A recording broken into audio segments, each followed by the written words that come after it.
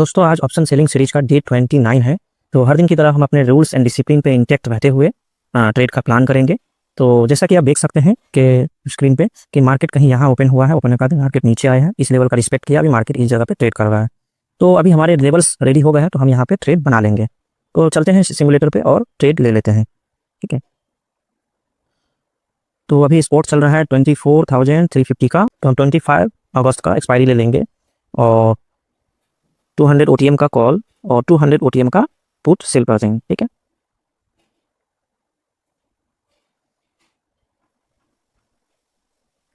आज है डे 29। तो हमने एंट्री ले लिया है। ठीक है, अब इसका हम लेंगे स्क्रीनशॉट और भेज देंगे टेलीग्राम चैनल में।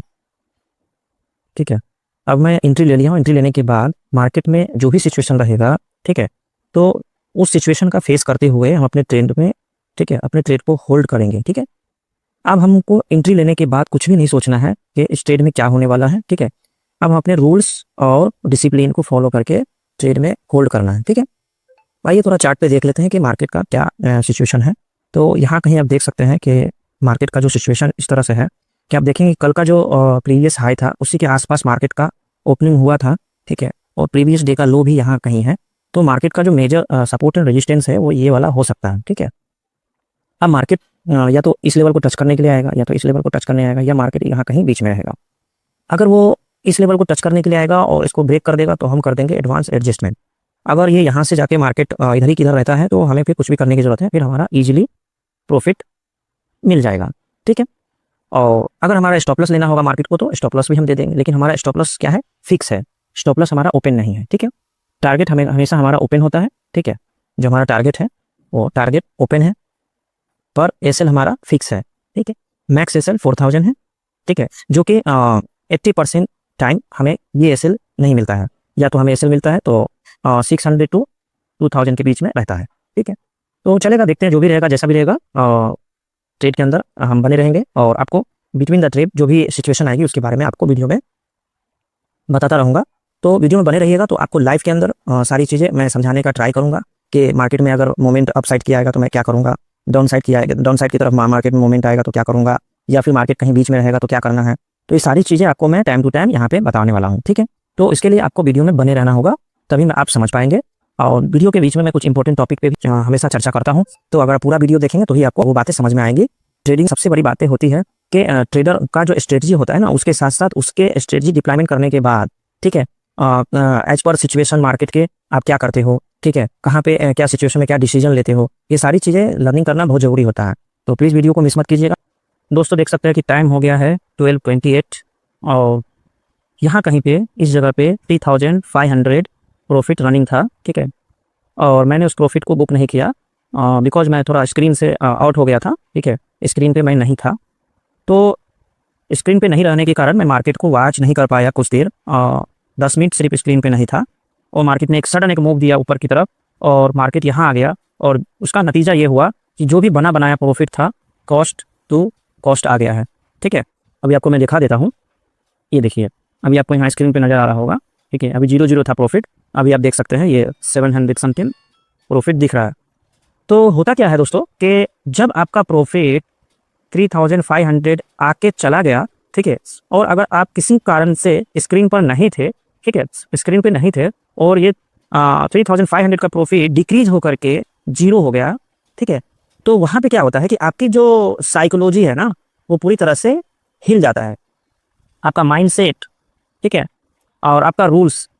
ठीक है, जब माइंडसेट खराब होगा तो आपकी साइकोलॉजी खराब हो जाएगी, फिर उसके बाद में आपका रूल्स जो है ना ब्रेक कर दोगे, और फिर आप क्या करोगे कि आप जो है ना यहाँ पे ना काफ़ी अफसोस करने लगोगे कि अरे क्या मैंने प्रॉफिट मिस कर दिया, 3500 का प्रॉफिट था, मैं इसे बुक कर लेता। ठीक है, लेकिन आप बुक नहीं कर पाए किसी कारणवश, तो बाद में आपके अंदर जो है ना एक पैनिक सिचुएशन पैदा हो जाता है। उसके बाद आप अपने आप को कंट्रोल नहीं कर पाते हो। ठीक है ना, आप अपने आप को कंट्रोल नहीं कर पाते हो, तो अब आप क्या करोगे, फिर आप या तो होल्ड करोगे, ठीक है, या तो अगर आप ये एमटीएम हो सकता है कि माइनस में चला जाए, लॉस में चला जाए।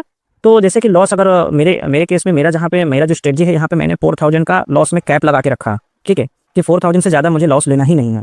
तो ठीक है, लेकिन मैं जनरली ट्रेडर की बात करता हूँ, जो 90% कैटेगरी में जो लोग ट्रेडिंग करते हैं, जो लोग ट्रेडर 90% कैटेगरी में आते हैं, जिनकी माइंडसेट आती है, ठीक है, 90% ट्रेडर की जो माइंडसेट है, ठीक है, तो वो कहीं ना कहीं उनका क्या थिंकिंग हो जाएगा कि नहीं आप जाने दो, जितना लॉस होगा होगा चलेगा, चाहे ये लॉस 5,000 भी क्यों ना हो जाए, ठीक है। अब उसको उसके पास ये जो 3,500 प्रॉफिट जो स्क्रीन पे दिखा था वो बुक नहीं कर पाया, ठीक है। अगर वो बुक नहीं कर पाया तो आप उसके अंदर फोमो के जन्म होने के बाद उसकी साइकोलॉजी खराब हो जाएगी और फिर वो बंदा अब वेट करता रहेगा किस चीज़ के लिए कि अब 3,500 प्रॉफिट आएगा तो मैं बुक कर लूँगा, ठीक है। तो ज़रूरी नहीं है, हो सकता है कि जो अभी ट्रेड कॉस्ट टू कॉस्ट चल रहा है, ठीक है, वो हो सकता है माइनस में जा सकता है, 1,000 2,000 हो सकता है, 3,000 भी जा हो सकता है, ज़्यादा भी जा सकता है। तो फिर वहाँ पे वो बंदा उस प्रॉफिट के भरोसे बैठा रहेगा कि जब तक ये मेरा जो प्रॉफिट स्क्रीन पे दिखा था जिसको मैंने बुक नहीं कर पाया था, उसके लिए वो किसी भी मतलब सिचुएशन में जाने के लिए तैयार रहेगा कि अब मार्केट मुझे लॉस भी देगा तो चलेगा, लेकिन मैं जब तक कि आज प्रॉफिट नहीं बुक करूँगा ना, आज, ठीक है, आज जब तक मैं प्रॉफिट नहीं बुक करूँगा तब तक मैं ट्रेड से एग्जिट नहीं करूँगा। यही सिचुएशन जब उनके साथ आ जाता है तो ऐसे माइंडसेट की वजह से ना ओवर ट्रेडिंग करते हैं ट्रेडर, ठीक है, रिवेंज ट्रेडिंग करते हैं, ठीक है। अगर इसमें स्टॉप लॉस हो गया, इस ट्रेड में स्टॉप लॉस हो गया तो फिर ट्रेड करेंगे, फिर स्टॉप लॉस हुआ फिर ट्रेड करेंगे, हाँ।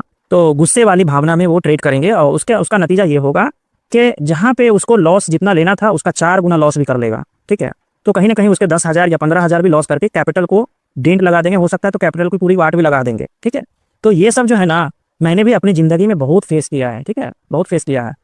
और इस पे काबू पा लेना ना, इस पे काबू पा लेना, फोमो पे काबू पा लेना, ठीक है।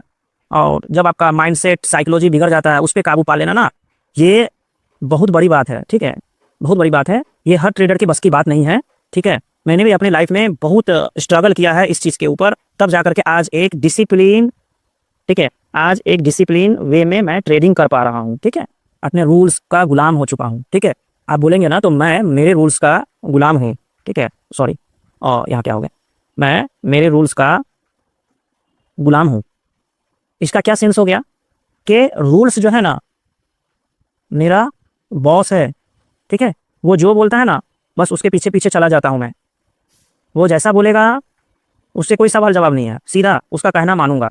जैसे जो लोग जॉब करते हैं ना तो अगर बॉस बोलते हैं उनको कुछ भी, ठीक है, सॉरी, बॉस बोलते हैं उनको किसी भी तरह की बातें बोलते हैं ना उनको बॉस, तो कैसा होता है ना कि एक सेकंड क्या हो गया आपके, सॉरी। तो होता क्या है ना कि उनके अगर बॉस बोलते हैं कि आपको ये फाइल रेडी करनी है, ठीक है, और ये फाइल मुझे एनी हाउ आज ही चाहिए, ठीक है, और चाहे तुम नाइट करो, लेट लेट नाइट करो, जो भी करो, मुझे ये फाइल आज मुझे रेडी चाहिए तो चाहिए, ठीक है। तो बॉस का कहना मानते हैं, क्यों? क्योंकि उनको चाहिए रहता है सैलरी, ठीक है। उनको एक मंथ एंड में एक सैलरी मिलती है, जो भी उनकी सैलरी होती है, तो उसके लिए वो अपने बॉस का कहना मानता है। तो आप थोड़ा सा दिमाग लगाओ कि अगर कोई बंदा 10 से लेकर के 6 के बीच में अपना टाइम बेच दिया है, ठीक है, अपना टाइम बेच दिया है उस कंपनी को, ठीक है, उससे उसको सिर्फ ओनली जो वो 8 आवर्स काम करता है ना, उसकी सैलरी जो भी होगी, चाहे वो 40,000 होगी या 50,000 होगी, वही मिलने वाली है, उससे ज़्यादा नहीं मिलने वाली है। और उसके लिए वो इतना सारा बात उसका मानता है। तो आप एक सोचो, एक मतलब आप डीपली जा करके सोचो कि स्टॉक मार्केट में, ठीक है, आपको सक्सेस होना है और वो भी 10% ट्रेडर के लिस्ट में आना है, ठीक है। तो उसके लिए आपको आपके स्ट्रेटजी के हिसाब से आपने कोई रूल्स बनाया है, ठीक है, और उस रूल्स को आप ब्रेक कर देते हो, तो क्या आपको मार्केट आपको आपका जो रिवार्ड है, ठीक है, देगा क्या? क्या वहाँ पे वो बंदा अपने बॉस का कहना नहीं मानेगा, ठीक है, उसके बनाए हुए नियम्स को तोड़ देगा, तो क्या उसको सैलरी मिलेगी? सैलरी मिलेगी पर कट के मिलेगी, और कितनी मिलेगी कोई नहीं जानता। हो सकता है जॉब से उसको निकाल भी दिया जाएगा, ठीक है, अगले ही दिन या अगले ही 10 दिन में उसको एक नोटिस आ जाएगा, ठीक है, कि आपको जॉब से निकाला जा रहा है, ठीक है, नोटिस पीरियड पे चला जाएगा, फिर दूसरी जगह जाके जॉब करेगा, कहीं भी करेगा, ठीक है। तो यही चीज़ मार्केट में भी आप समझो ना कि आपको यहाँ पे एक प्लेटफॉर्म मिला है, ठीक है। अब इस प्लेटफॉर्म में आपको काम करना है, तो यहाँ पे 10% जो ट्रेडर है, जो सक्सेस है, उसके बताए हुए रास्ते पे आपको चलना है, उसके जो भी रूल्स है जिससे वो सक्सेस हुआ है, ठीक है, उसको फॉलो करके आपको चलना है। तो आप यहाँ पे क्यों रूल्स को ब्रेक करते हो? आप क्यों रूल्स को यहाँ ब्रेक करते हो? जब वहाँ ब्रेक नहीं कर सकते हो, वहाँ जब आप बॉस का बात मानते हो, ठीक है, कि बॉस अगर बोलता है कि आपको आज 10 बजे रात तक आपको ये फाइल रेडी करनी है, तो आप करते हो। तो यहाँ पे आप क्यों नहीं मानते हो? यहाँ पे अगर आपका स्टॉप लॉस आता है तो निकल जाओ, आपका टारगेट आता है तो बुक कर लो। अगर आप टारगेट नहीं बुक कर पाते हो तो फिर डिसिप्लिन से बैठो। क्या होगा? या तो अपना जो एसएल फिक्स है वो जाएगा, ठीक है, या बहुत ज़्यादा क्या हो सकता है, हमारा जो कॉस्ट टू कॉस्ट है, ठीक है, वो आएगा, या एक मिनिमम प्रॉफिट हो जाएगा, या एक मिनिमम लॉस हो जाएगा। यही सब चीज़ें हो सकती है ना। या ऐसा तो नहीं हो सकता है ना कि आपको सीधा 50,000 का लॉस हो जाएगा। आपने अपने लॉस को कैप कर दिया है ना, खत्म बात। आपने लॉस को कैप कर दिया है कि मेरा लॉस मैक्स टू मैक्स, ठीक है, बुरी सिचुएशन में 4000 से ज़्यादा नहीं होना है एज पर 4 लॉट। मैं 4 लॉट की बात करता हूँ, ठीक है। अगर कोई इसको 8 लॉट से करेगा तो उसका 8000 हो जाएगा, तो उसकी प्रॉफिट भी उतनी हो जाएगी, ठीक है। तो जितना रिस्क है उतना रिवार्ड है, ठीक है। दोस्तों, मैं आपको समझाने की कोशिश कर रहा हूँ कि जो आप ट्रेडिंग में गलती करते हो ना, बार बार जो आप रूल्स को ब्रेक करते हो ना, तो आप ऐसा समझ लो कि आप किसी कंपनी में काम करते हो, उनका जो कहना नहीं मानोगे, उनके बताए हुए रूल्स पे, उनके कंपनी के रूल्स को फॉलो करके आप अगर पूरी महीने 30 डेज अगर आप काम नहीं करोगे 10 to 6, ठीक है, तो आपको वो बंदा सैलरी नहीं देगा, और देगा तो कट करके देगा। तो यहाँ भी वही सिस्टम अप्लाई होता है। अगर आप मार्केट में बनाए हुए रूल्स को फॉलो नहीं करोगे तो प्रॉफिट तो छोड़ो, आया हुआ प्रॉफिट भी जाएगा और कैपिटल में से भी मार्केट लेके जाएगा, ठीक है। नोट कर लेना मेरी बातें, ठीक है दोस्तों। तो वीडियो में बने रहिएगा। अभी मैं देखता हूँ कि आगे क्या वही होता है। अभी फिलहाल तो आप देख सकते हैं कि जो पीएनएल है वो रनिंग है 962, जबकि मैंने आपको बताया है कि ये पीएनएल 3500 गया था, डिक्रीज होकर 0 हो गया, फिर 0 से अभी आप देख सकते हैं 962 का रनिंग है। बट हम अपने डिसिप्लिन और रूल्स पे बैठे रहेंगे, ठीक है। हम उससे कोई भी कंप्रोमाइज़ नहीं करते हैं, ठीक है। हम उससे कोई भी कंप्रोमाइज़ नहीं करते हैं रूल्स एंड डिसिप्लिन से। यही आपको मैं सिखाने का ट्राई करता हूँ। तो अभी देख सकते हैं चार्ट पे कि मार्केट यहाँ आया था, तो उसका ये ट्रेंड लाइन का सपोर्ट लिया, उसको ब्रेकआउट कर दिया, ब्रेकआउट करते भी मार्केट यहाँ पे है। तो देखते हैं जो भी रहेगा, जैसा भी रहेगा, वीडियो में आपको मैं बताता रहूँगा, तो वीडियो में बने रहिएगा।